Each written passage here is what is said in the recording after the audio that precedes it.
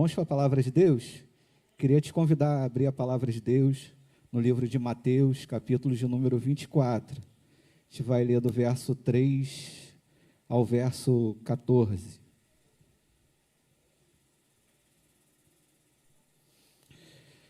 Mateus 24, do verso 3 ao verso 14.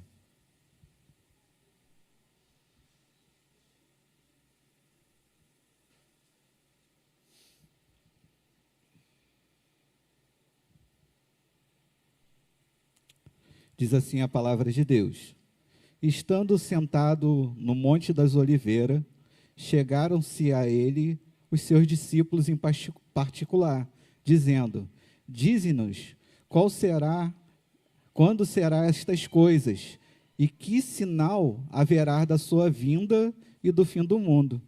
Jesus respondeu e disse-lhe: Acautelai-vos, que ninguém vos engane, porque muitos virão em meu nome, dizendo: Eu sou o Cristo, e enganarão a muitos, e ouvireis de guerra, e de rumores de guerra. Olhai, não vos assusteis, porque isto não é o fim. Por isso, é necessário que tudo aconteça, mas não é o fim. Portanto, se levantarão nação contra nação, reino contra reino, e haverá fome, pestes, terremotos em vários lugares. Mas todas essas coisas são os princípios de dores. Então vos hão de entregar para seres atormentados, matarão-vos-ão, e sereis odiados de todas as nações por causa do meu nome. Neste tempo, muitos se escandalizarão, trairão-se-ão uns aos outros, e uns aos outros se odiarão, e surgirão muitos falsos profetas, e enganarão a muitos, e por se multiplicar a iniquidade, o amor de muitos se esfriará, mas aquele que perseverar até o fim será salvo. E este evangelho do reino será pregado em todo o mundo, em testemunho a todas as nações, e então virá o fim. Glória a Jesus. Queridos, o texto de Mateus 24 é o sermão escatológico de Jesus. Então, o contexto é que Jesus está ali no monte, olhando para o templo, e ele tem uma pergunta dos seus discípulos, e aí os discípulos estão perguntando para ele qual que é o sinal da vinda ou do final desta era, e ele responde com esse sermão. O sermão é igual lá em Marcos 13, ou então em Lucas 21, é a mesma resposta de Jesus. E Jesus ele começa a explicar qual seria o sinal, qual seria as coisas que iriam acontecer. E aí, quando a gente lê esse relato, a gente fica bem animado com os fatos que virão, né? É bem assustador. Então, ele vai falar que vai surgir pessoas que enganam. Mestres, falsos profetas, mas ele vai dar um alerta à sua igreja, falando: cuidado vocês, para que vocês também não sejam enganados. Então, além do relato, além da explicação de Jesus, ele também tem as orientações de como a sua igreja ou os seus discípulos devem se portar no final desses dias. E aí a gente acredita muito que a gente está vivendo os últimos dias. Então, os sinais que ele relata aqui, a gente leu terremoto, a gente leu fome, a gente leu peste, a gente leu muitas e muitas coisas, e deixa realmente a gente muito preocupado às vezes, e muito talvez ansioso com coisas que talvez fuja ao nosso controle. É assim ou não é? Porque ele fala de sinais da natureza que eu não controlo. Às vezes cai uma chuvinha, já alaga e já dá tanta e tanta dificuldade para a gente, não é assim? E isso pode deixar a gente paralisado. E essa é uma das perguntas que eu tenho para você nesta noite. Quando você vê dificuldade na sua vida ou à sua volta, você para? Você deixa de avançar? Quando está pesado, irmão, quando está pesado mesmo, você para? Porque parece, lendo esse texto, que as coisas vão ficar o quê? Pesadas. Vão ou não vão? Elas vão estreitar, vão ou não vão? Se a gente já está achando que já está estreito, parece que o caminho é estreito de verdade para frente. Então, o convite de Jesus para a gente é: entre pelo caminho estreito, né? E todos nós, ou a maioria de nós, já fez essa escolha e entrou no caminho que é. Mas quando a gente lê relatos como esse, parece que o caminho vai imprensar mais um pouquinho. E a pergunta para você: você para quando não dá para passar mais?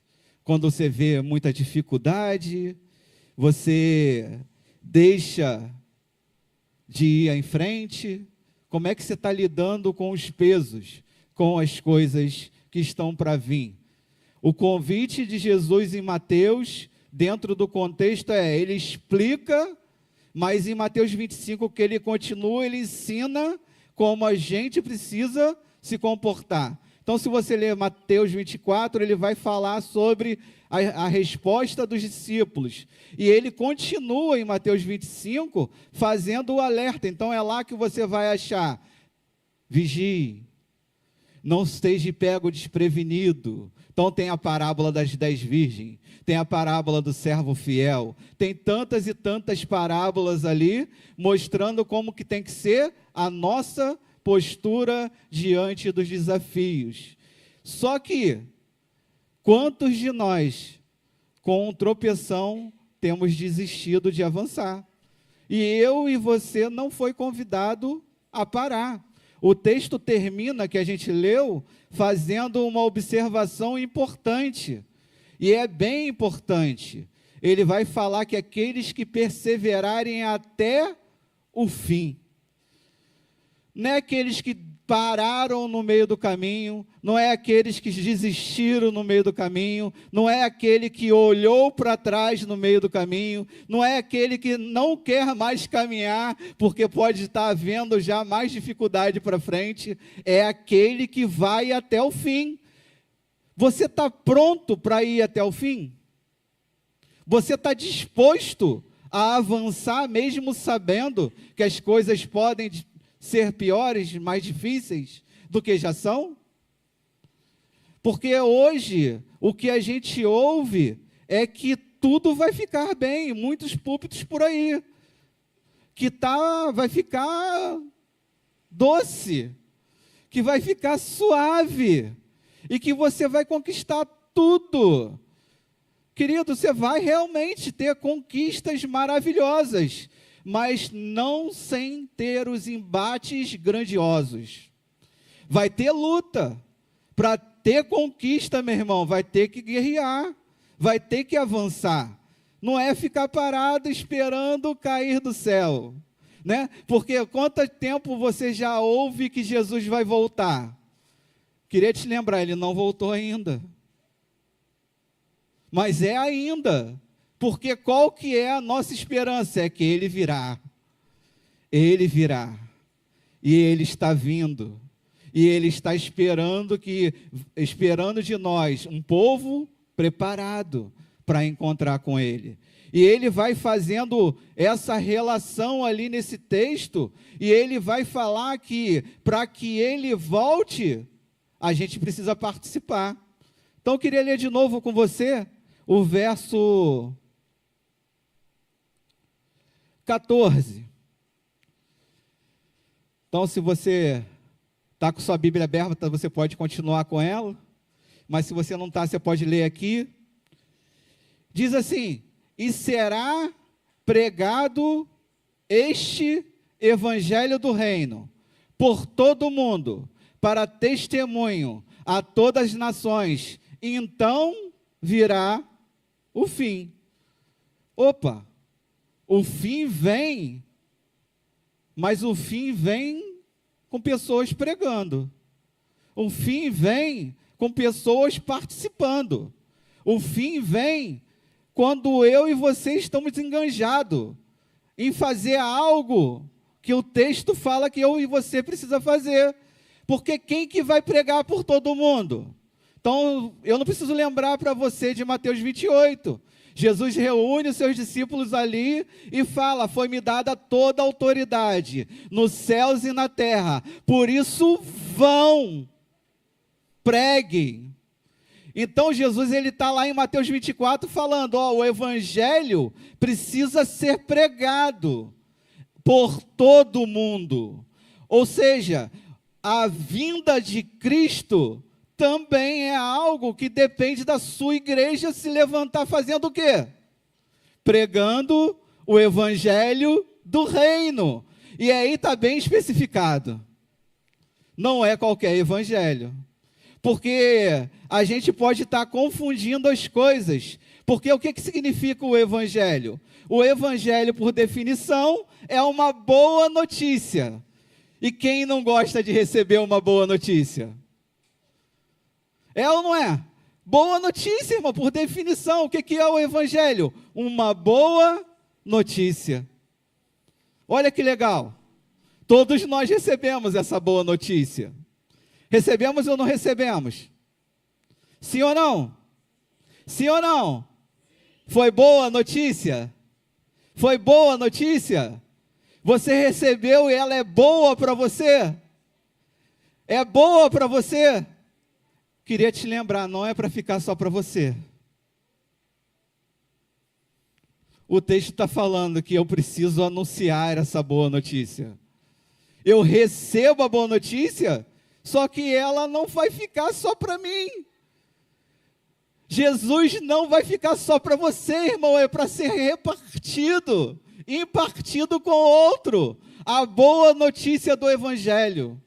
O evangelho, o poder de Deus para a salvação de todo aquele que nele crê.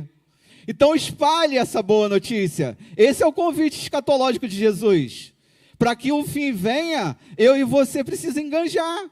Então as notícias vão ser difíceis. Terremotos virão, perseguições virão, morte virá, luto virá, doença virá, mas o que eu e você vai estar fazendo com tudo isso? Parado, olhando para nossas próprias vidas, ou olhando para aquele que nos chamou e falou, podem ir, já foi me dada toda a autoridade nos céus e da terra, e agora vocês vão, e se vocês esbarrarem com um demônio, e se vocês esbarrarem com uma doença, e se vocês esbarrarem com algo, no meu nome vocês expulsarão, no meu nome vocês curarão, no meu nome vocês salvarão, no meu nome vocês trarão transformação de vidas. E quem está incluso nisso, irmão? Os que estão indo. Então não fica parado, assustado, preocupado. Ele mesmo fala, não se preocupe, não se coloque em ansiedade, eu cuido. Querido, Jesus está cuidando da gente enquanto estamos fazendo aquilo que Ele nos mandou. O texto bíblico vai falar, busque em primeiro lugar o reino de Deus, e as demais coisas vos serão acrescentadas. Você lembra do contexto? Você lembra do contexto disso?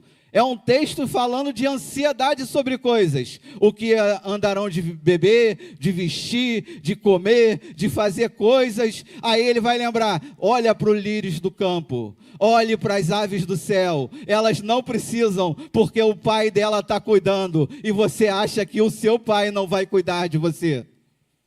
Então busque em primeiro lugar, sirva em primeiro lugar o reino de Deus e a sua justiça. Aponte, querido, para aquilo que é eterno. O autor e consumador da nossa fé, olhe para Ele, não olhe para o seu problema, para a sua dificuldade, para a sua vida. Olhe para o Senhor, Ele é maior do que tudo. Ele é o nosso Deus, Ele é o nosso Senhor, Ele é suficiente, Ele tem graça para mim e Ele tem graça para alcançar pessoas através de mim. Tem favor dele para todos, querido. E eu e você precisa estar focado nisso, principalmente quando o fim parece que está chegando. Eu tenho que enganjar com a boa notícia. O evangelho do reino precisa ser pregado. O evangelho do reino precisa ser vivido. O evangelho do reino precisa ser anunciado a todas as nações. E aí sim, o fim virá. A nossa esperança virá. O nosso Deus virá. Quem não está esperando, querido? Paulo falou que se a nossa esperança estiver apenas nessa vida, somos miseráveis, pobres, homens, mas a nossa esperança é que um dia Ele virá e Ele ressuscitará a todos nós, nos dando um corpo glorioso como o dele. Essa é a nossa esperança. A nossa esperança é que o nosso Senhor, Ele está vivo, Ele ressuscitou e Ele não ficará no céu para sempre. Ele vem te buscar, Ele vem me buscar.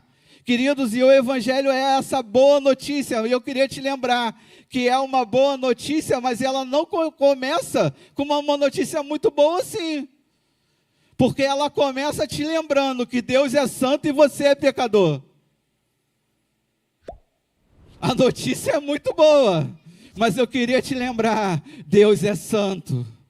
Eu vou repetir para você entender, porque a Bíblia, ela enfatiza essa característica de Deus, e ela vai falar assim, Ele é santo, santo, santo, Deus é santo, irmão, e Ele está convidando um povo santo, um povo que decidiu se separar, que entregou a sua vida para o governo dele. Então o Evangelho é essa notícia que divide.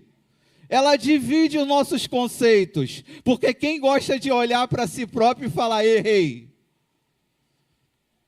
Mas você não recebe a boa notícia se você não depender de um Salvador. Então você já fez isso, mas as pessoas lá fora, a pessoa que ainda não aceitou, precisa entender disso, que Deus é santo e ela é pecadora. Essa é a primeira parte, querido, do Evangelho. Ela precisa ser bem clara. Deus é um Deus santo. Deus é um Deus justo. Deus é um Deus de amor. E nada disso é separado. Tudo pleno ao mesmo tempo. Então Deus sendo santo, Deus sendo justo e Deus sendo amor, Ele precisa condenar a humanidade e o pecador, porque a humanidade no estado que estava, não podia morar com Ele, porque todos pecaram e destituídos estão da glória de Deus. O Evangelho começa, é a boa notícia, mas quando você começa a falar, já é uma má notícia para alguém estar recebendo. Só que você precisa explicar bem direitinho. É uma má notícia, querido, mas o próprio Deus que condena é o próprio Deus que trouxe a solução. E aí você vai lembrar que começa na má notícia, mas passa na morte do próprio Deus na cruz para trazer justificação e salvação. O Evangelho, querido, passa dessa má notícia inicial para uma linda notícia de amor, porque Deus amou o mundo de tal maneira que deu o seu único filho, para que todo aquele que nele crê não pereça, mas agora aqueles que tinham morte não têm mais morte, mas vão para a vida eterna.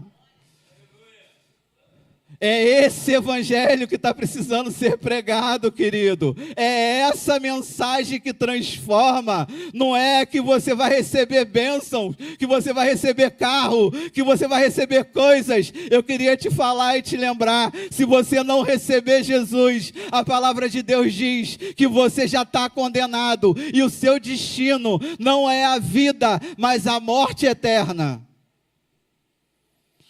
Esse é o Evangelho, é a boa notícia, é o que a gente prega, e é o que precisa ser pregado para que o fim venha. Só que tem a terceira característica do Evangelho, que a gente geralmente para na cruz, e é muito bom saber que Jesus morreu, é muito bom saber que Jesus ressuscitou, é muito bom saber que Ele se assentou num trono, mas eles precisam entender que Ele vai vir julgar. Ele vai vir julgar todos e todos, segundo as suas obras. O Evangelho, ele tem essa notícia inteira, irmão. Tem bênção no meio desse caminho? Claro que tem. Nosso Deus é Deus bom. Então você recebe o Evangelho, você é abençoado. Se eu fosse perguntar aqui, cada um ia ter algo muito especial de falar do que o Senhor tem entregue na mão de vocês. Deus tem nos abençoado. O nosso pastor Celso sempre falava, Deus não faz outra coisa a não ser nos abençoar. Deus tem feito tanta coisa. Ele tem realmente te abençoado. Ele realmente faz isso. As bênçãos do Senhor nos alcançam. As bênçãos do Senhor têm nos alcançado. Mas Ele vai vir julgar. Talvez as pessoas tenham recebido as bênçãos do Senhor e tenham esquecido que Ele vem julgar, porque estão sendo agraciadas de alguma forma e acham que está tudo bem, e olham e pensam que está tudo certo, e não abandonam uma vida de pecado. Receberam ao Senhor, mas não deixaram a velha criatura. Receberam ao Senhor, mas não vivem como uma nova criatura. Receberam ao Senhor, mas só querem as bênçãos e não o abençoador. Jesus, querido, Ele vai vir julgar. Então não é só, o Evangelho não é só falado. Ele não é só expressado pela minha boca. Ele é um estilo de vida. Eu recebi ao Senhor, e eu prego essa mensagem do Evangelho, que o homem é pecador, e ele precisa de um Salvador. O Salvador é o Cristo, o Redentor. Ele morreu, derramou o seu sangue é suficiente para pagar a morte, porque o salário do pecado era a morte. Mas o dom gratuito de Deus é a vida eterna. E aí, homem nenhum podia herdar isso, porque não é mérito, não é por esforço humano, mas pela graça de Deus. Então a gente precisa deixar claro que não é porque você faz bondade, não é porque você assiste os pobres, que você vai herdar um lugar com o Senhor, mas é por aceitar a Cristo, confessar com a sua boca e crer no seu coração. O Evangelho precisa afetar o seu coração. O Evangelho precisa afetar a sua vida. Então tem muita gente olhando para a sua vida e não quer o Evangelho. Não quer. Rejeitam. Eles olham para nós e não identificam Cristo em nós. E acaba rejeitando a boa notícia do Evangelho, porque a gente dá um mau testemunho. Queridos, o Evangelho é o testemunho de Jesus Cristo. A gente vai anunciar para testemunho em todas as nações, mas não é o teu testemunho pessoal. Mas eu queria te lembrar, o teu testemunho pessoal, as tuas dores, as tuas feridas, pode ser um instrumento que vai levar muitas pessoas a crer no Evangelho. Então a sua dor não é para jogar fora. O seu sofrimento tem um propósito. O fim vem, querido, ele vem. Ele vem. certamente vem. O texto bíblico vai falar que o Senhor vem sem demora. E muitos vão, mas está demorando. Pedro vai explicar que ele não está demorando, que ele não está atrasado. Ele vai falar que ele está dando tempo, porque ele é gracioso, longânimo em suas misericórdias. Ele está dando tempo. Tu já parou para pensar que está faltando alguém ouvir o evangelho e pode ser de você? Tu já parou para pensar que era por todas as nações e talvez alguém não vá para o evangelho por causa de você? Não só porque você não testemunha do evangelho de Cristo, mas que você não teve a sua vida afetada por ele. A transformação necessária, que isso ocorre em nós. O evangelho, querido, Paulo vai falar, é o poder de Deus para transformação, para mudança e para salvação. Aqueles que estão em Cristo, querido, novas são. Novas, não é as velhas. Então para de olhar para trás, comece a olhar para frente, comece a abandonar as antigas práticas, comece a focar nas novas práticas. E aí, o desafio é olhar para o Sermão do Monte e saber que ali são as práticas que Jesus ensinou. E olhar para ali e falar, qual está faltando em mim? Eu quero vivê-la. Porque quantas vezes a gente vai precisar repetir a mesma coisa? Não seja somente ouvintes da palavra, mas praticantes. O Evangelho, ele é essa boa notícia, mas ele traz essa mudança no nosso estilo de vida. Ele traz essa mudança, querido. Só que, por não enxergar a mudança, e aí a gente está falando dessa mudança interna, e aí você pode entender como o fruto do Espírito manifesta em você, através de você, aparecendo, dando de comer a outros. Mas também, muita gente não vem porque você não atua no Evangelho com poder. As duas coisas precisam andar juntas.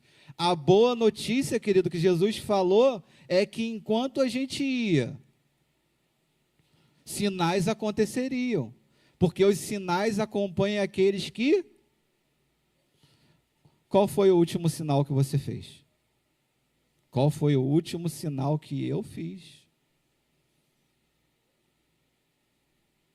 Ou você não crê mais que Deus cura, que Deus liberta, que Deus batiza? Se você parar de crer, meu irmão, como os outros vão crer? Como crerão se não há quem? Preguem. A igreja de Atos, querido, ela era afetada por esse evangelho. Esses discípulos que ouviram esses relatos, eles não recuaram, eles não pararam, eles não desistiram. E olha que a perseguição lá foi ferrenha. Eles foram chegar a ser espalhados. Mas eu queria te lembrar, aquilo que começou lá chegou até nós. Eles não pararam no meio do caminho. E olha que vinha pedrada, martírio, leões, coisas que talvez, se fosse com um de nós, a gente tinha olhado para trás, corrido e depois falado, não, Senhor, eu me arrependo aqui e tal. A gente não foi convidado para recuar. A gente foi convidado para avançar. Os dias vão se levantar. A gente vai continuar ouvindo rumores de guerra. A gente vai continuar ouvindo nações se levantando contra nações. A gente vai continuar vendo doenças crescendo. Mas a gente precisa ver uma igreja se levantando no meio disso tudo, pregando o evangelho do reino, o evangelho do poder, o evangelho da transformação, que não só pode mudar o outro, mas mudou a minha vida. Eu sei da onde Deus me tirou. Eu sei o que Ele faz comigo diariamente. Eu sei como o evangelho me afeta todo dia. E o quanto eu estou sendo transformado diariamente. Você precisa ter fé para você anunciar. Mas se você não acredita nem para você, como você vai anunciar essa boa notícia, meu irmão? O evangelho precisa ser pregado para que venha o fim. O evangelho precisa ser vivido, anunciado, mostrado através de nós. É muito bom, querido, cantar.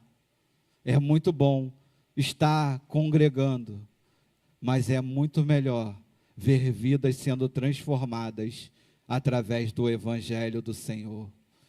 Então, isso não se limita a um dia de culto. Eu queria te lembrar, o evangelho do reino é para ser pregado pelas nações. Então, ele não exclui nenhum pedaço das nações. Então, sua casa faz parte de uma nação. Sua escola faz parte de uma nação.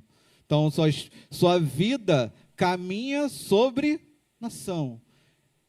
Todos que você passar, meu irmão, são alvos do amor de Deus e estão prontos para receber o evangelho. Jesus, ele teve um certo momento que ele olha para os campos. Ele olha para os campos e ele fala que os campos estão prontos para a colheita. E ele vai fazer um clamor, irmão. Ele faz um clamor. Sabe qual é o clamor? Mande mais colheita? Não. Mande trabalhadores. Mande pessoas interessadas em colher. Os campos estão brancos, as pessoas estão aí, queridos, sedentas por ouvir, porque o próprio Espírito vai fazer isso. A Bíblia fala que no final dos tempos iria ter uma fome, uma sede de ouvir as palavras de Deus. Os anjos gostariam de fazer, mas, querido, Deus escolheu a mim e você para pregar o evangelho. Ele escolheu a gente e a gente precisa se colocar à disposição. Quantos lembram do chamado de Isaías? Então, Isaías 6, Isaías está passando um problema. Isaías está de luto porque perdeu lá um membro da sua família. Então o texto começa, no ano que morreu o rei Uzias. Querido, ele podia estar parado, chorando, resmungando e reclamando de tantas e tantas coisas. Sabe o que acontece? O texto vai falar assim, eu vi o Senhor. Ele está sentado no alto e sublime trono. A sua orla, as suas vestes, enche todo o templo. E aí, Isaías está vendo aquilo e ele olha para a vida dele e ele identifica, olha, o Senhor é santo, porque o céu está falando que ele é santo. Então tem o céu dizendo, santo, santo, santo, e ele está falando, ai de mim que vou perecer, porque eu sou um que vivo em lugares impuros, em povo de impuros lábios. E quando ele proclama isso, e ele reconhece que depende do Senhor, sai do céu, querido, um anjo com uma brasa viva, e toca nos lábios de Isaías. E agora, o clamor de Isaías já não é aquele. Vou repetir para você entender. Enquanto Isaías não foi tocado para o Senhor, ele conseguia enxergar muito do seu pecado e daquilo que estava vivendo ao seu redor. Mas depois que ele foi tocado para o Senhor, ele tem uma outra postura. O Senhor grita agora, a quem enviarei? E quem há de ir por nós? E ele está gritando aqui da terra, pode deixar comigo. Pode jogar para cá que eu vou. Deixa comigo que eu vou. Ah, mas é lugar difícil, pode deixar comigo que eu vou, porque eu fui tocado pelo céu. E eu queria te lembrar, querido, o evangelho tocou você e o Deus veio morar dentro de você. Aquele símbolo ali da brasa, você não precisa mais, porque qual é o símbolo do Espírito Santo? Preciso te lembrar que ele é fogo. Então você foi tocado e o Espírito Santo agora mora dentro de você. A chama de Deus está acesa aí dentro. E aí por que você está tímido? Por que você está temendo? Porque se vir dificuldade você para de anunciar? Por que você para de viver o Evangelho? Por que, meu irmão? Deus que vai te impulsionar. Eu queria ler mais um texto com vocês. E aí é o mesmo sermão, só que em Marcos. Marcos 13. Deixa eu ver qual é o versículo a Aline coloca para a gente.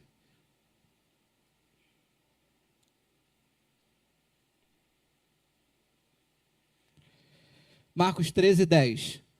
Coloca para mim, mano.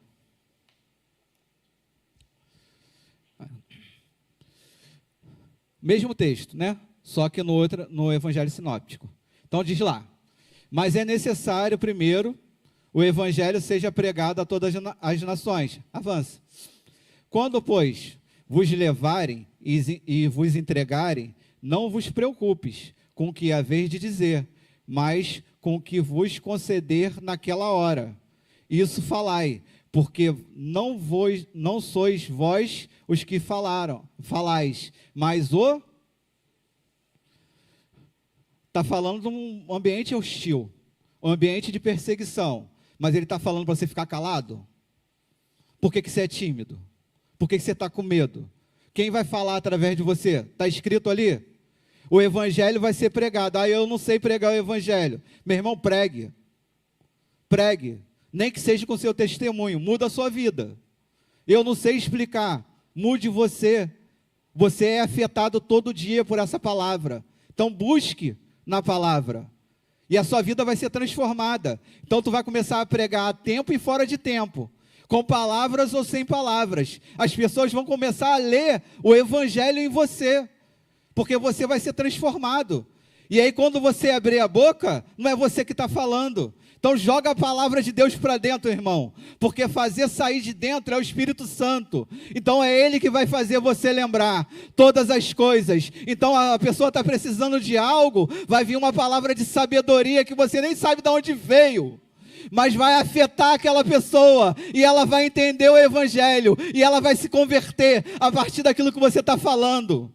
E você nem sabe o que falou. Quantas vezes e quantas experiências já tive disso? A pessoa vem falar: você falou isso, eu nem lembrava se falei, irmão.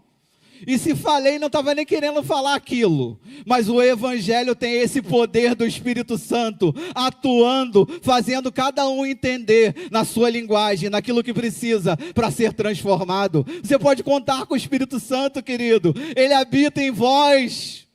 É Ele que vai fazer você mover no poder. Você não tem nada, você não pode nada, mas com Ele você pode tudo. É sem Ele, querido, que você não pode nada, mas com Ele eu posso todas as coisas, porque é Ele que me fortalece. O contexto é esse: posso passar por luta, posso passar por tribulação, posso pregar o evangelho, porque eu posso todas as coisas. Cristo me fortalece. Você não está sozinho, meu irmão. Você não está só. Ele mesmo falou: pode passar os céus, pode passar a terra, as palavras dele não vão passar. Ele vai falar: e eis que estou com vocês todos os dias, até a consumação, ou seja, até o fim. Você não está sozinho. Você não é órfão, não. Você tem um pai, querido. O seu pai, ele te ama e ele te impulsiona mostrando. Então aquela pessoa que ninguém mais tem esperança, você pode ter esperança por ela. Porque Deus transforma, querido. Deus tira do lamaçal do pecado, e você pode olhar para qualquer tipo de lama que você pensar aí. Ele vai resgatar lá. Pode ser aqueles que não têm mais crédito nenhum nessa sociedade. Se Deus olhou para ele e ele enviou alguém, e a sua palavra, ela tem poder para transformar essa vida. Ele vai encontra os pecadores, queridos, e transforma. Mas ele deseja que eu e você se levante como essa voz, a voz que anuncia, a voz que deseja que o fim venha logo, porque quem não quer ser arrebatado arrebatado até os céus, até as nuvens com Ele. Essa é a nossa esperança. E aí, enquanto você comunica, você vai encontrar pessoas passando luta, querido, e você tem que falar para elas que Jesus nunca prometeu que a gente não passaria dificuldade na terra, mas Ele prometeu algo para todos aqueles que têm esperança, que lá no céu, ou seja, no evangelho do reino, no reino de Deus, não haverá mais choro, não haverá mais ranger de dente, não haverá mais tristeza, nem dor, porque o próprio Deus, meu irmão, minha irmã, vai enxugar dos olhos toda lágrima. Isso é leve, momentânea tribulação que Paulo chama. A gente está esperando o maior peso, e esse peso é de glória, irmão. Pregue o evangelho, não desiste, não pare. Você deseja que Jesus volte? Então se enganje. Fica enganjado. O convite não é para ficar pacífico olhando para o céu, vem Senhor. Não.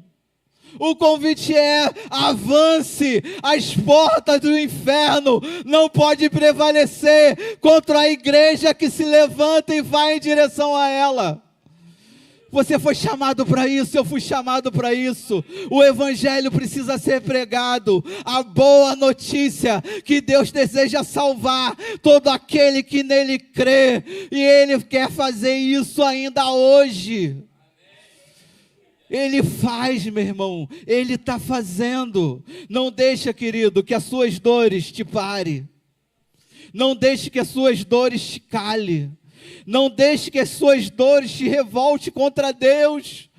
Porque geralmente quando a gente está passando luta, a gente olha: Senhor, por que o Senhor está fazendo isso comigo? Meu irmão, não é sobre você, é sobre Deus. Se Ele te curar, amém. Se Ele não te curar, amém também. Deus é suficiente, ou não é? Você só quer as bênçãos ou você quer Ele? Você quer as bênçãos ou quer estar com Ele para todo sempre? A gente precisa entender que o evangelho é muito mais, querido, do que falar. O evangelho precisa nos afetar e afetar esse mundo, porque é isso que vai acontecer quando Ele voltar.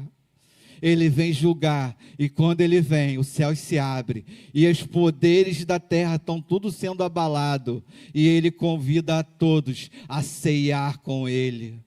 Ah, meu irmão, quantos não querem esse convite?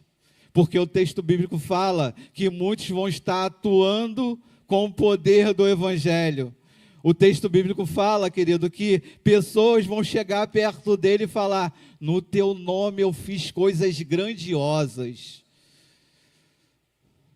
É hora de não só viver o jeito que o evangelho faz as coisas. Sabe, o evangelho é o poder, querido. E se você fala dele, mesmo você estando mal, Deus pode fazer, porque Ele é misericordioso e Ele ama as vidas. Só que qual é o maior desafio? É eu não me perder. Porque eu posso estar tentando ganhar o mundo inteiro e perdendo a minha alma. Porque eu posso estar fazendo coisas em nome de Deus, mas sem Deus. Queria te lembrar disso, porque muitos vão chegar lá: Senhor, Senhor, e fizemos. Senhor, Senhor, atuamos. Senhor, Senhor, preguei, cantei, fiz, joguei cadeira de roda para o alto, cego enxergou, e Ele pode falar: não vos conheço. Mas tem um grupo, tem um grupo, tem uma igreja que vai ouvir ao contrário disso: vinde benditos do meu Pai. Entre no reino, entre no gozo do seu Senhor. Tem uma igreja, querido, que está buscando. Tem uma igreja que está renunciando. Tem uma igreja que não está se calando, que não está se isolando, que não está se revoltando quando acontece alguma coisa, mas está entendendo que tudo tem o seu tempo, tudo tem o seu propósito, e tudo é sobre Ele, tudo é para Ele, tudo é glória para Ele. Então a gente não tem uma vida parcial, integral, a gente tem uma vida integral na presença dEle. Então, com dor ou sem dor, com glória ou sem glória, a gente continua avançando, porque importa que o Evangelho seja pregado, porque importa que as promessas são superiores, porque importa que aquilo que está lá no final é maior do que aquilo que eu estou vivendo hoje. A dor, querido, não pode te parar, a dor não pode te derrubar, a dor não é o final da história. O final da história é um dia glorioso com Ele, mas sem dor, sem nada, fazendo aquilo que a gente gosta de fazer, que é proclamar, adorar, elogiar o nosso Senhor. Imagina, juntar com o coral celestial e falar quão grande Ele é, quão santo Ele é, quão poder Ele tem. Imagina, meu irmão, é isso que é o convite da gente. A gente precisa entender, estamos com promessas superiores. Somos com promessas superiores, não deixa que a dor te derrube. Essa dor, querido, pode alcançar depois multidões de pessoas, porque a dor não dura para sempre. Não dura. Não dura mesmo, querido. A doença não dura para sempre. A luta não dura para sempre. Há algo te esperando que é maior. O Evangelho do Reino, querido, exige de nós uma posição e uma postura. Eu preciso me posicionar. Você precisa se posicionar de alguém que está se preparando para o fim, mas não está ali parado, passivo, daquele que está caminhando junto com o que o Espírito está fazendo. E aí, para onde o Espírito sopra, você vai sendo guiado, e você vai sendo anunciando o poder de Deus, a manifestação de Deus, a graça de Deus, a salvação de Deus, e todos aqueles que estão crendo, estão recebendo dele, e estão vivendo para a glória de Deus a partir disso. Não cale, querido, deixe o Espírito Santo falar através de você, deixe o Espírito Santo moldar a sua vida, não se conforme com as coisas que você está vendo aí fora. O chamado de Deus é pessoal e intransferível. Ele te chamou pessoalmente, Ele conhece o seu nome pessoalmente. Então não fica olhando para o vizinho do lado que não está fazendo. Faça você. Anuncie você, mude você. Mas está todo mundo fazendo errado. Faça o certo você.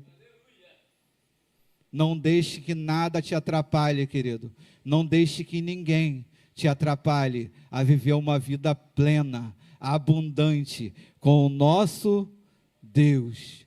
Então, se a gente espera o fim, escatologia é a ver com isso. Não é ser passivo, mas ser participante daquilo que a gente está esperando. Então, a gente não foi convidado para ficar sentado nesses bancos sem fazer nada. Mas eu não sei o meu chamado, então. Eu acho que está claro que você precisa pelo menos pregar, né? Eu não sei o que eu vou fazer, então vai pregar, irmão. Vai pregar a boa nova do Senhor. Vai falar dos reinos de Deus. Porque assim a gente está trazendo quem para a terra? O Senhor. Quem quer que Jesus volte aí? Seu coração está aquecido hoje para que Ele volte hoje? Você quer que Ele volte hoje, irmão? Sim ou não? Então que Ele volte, né? Logo. Mas que para que Ele voltar eu preciso ter uma postura. Os outros sinais estão acontecendo, sim ou não? Terremoto? Está tendo guerra, irmão? Está tendo luta? Está tendo doença por aí? Perseguição? Está tendo tudo isso aí? Também está tendo a pregação do Evangelho. Tem gente pregando o Evangelho. Quem está faltando pregar o Evangelho? Quem é? Quem parou de pregar o Evangelho? Quem só recebeu o Evangelho e esqueceu que tinha que anunciar? Quem será? Quem será, irmão? O convite de Deus é para todos pregarem o Evangelho. Então, se você se identificou algo, que você parou, que você desistiu, se alguma tribulação na sua vida fez você esquecer disso, eu vim hoje te lembrar que o Evangelho precisa ser pregado, e você é o instrumento de Deus para anunciar a boa notícia do Evangelho do Reino de Deus, para a salvação e transformação de todo aquele que nele crê. Você pode ficar de pé para a gente orar? O presbítero Renato vai estar orando pela sua vida.